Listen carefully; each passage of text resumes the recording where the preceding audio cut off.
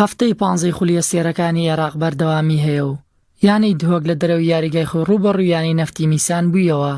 هەڵۆکانی چیاکان هەرزوو خۆیان گەیاندە گۆڵی تیپی میواندار و لە خولەکی هەشت بەیار ئەبوبەکر تۆپێکی ئاڕاستەی ناوچەی سزا کرد و ئیماد لواتی پیشەگەری تونسی بەسەر گۆڵی یەکەم و پێشکەوتنی تۆمار کرد و گێمی یەکەمیش بەو پێشکەوتنی یانە کوردیەکە کۆتایی هات.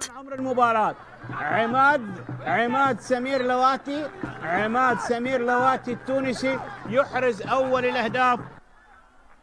لە سەرەتای گێمی دووەمیشدا دهۆ گورزی خۆی وەشاند و لە خولەکی 53 بە سوود وەرگرتن لە تۆپێکی وەستاو کە ئاڕاستەی ناوچەی سزاکرا مۆیسیس لوکاسی بەرازیلی بەسەر گۆڵی دووەمی زیاد کرد و هێندەی دیکە یانەکەی لە سێ خاڵی یاریەکە دڵنیا کردەوە.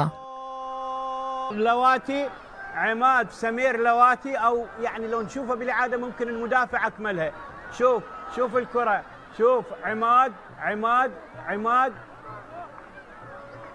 ودخلت الكرة أسرع بقلعة. هەڵۆکانی چیاکان هێرشەکانیان بەردەوامی هەبوو.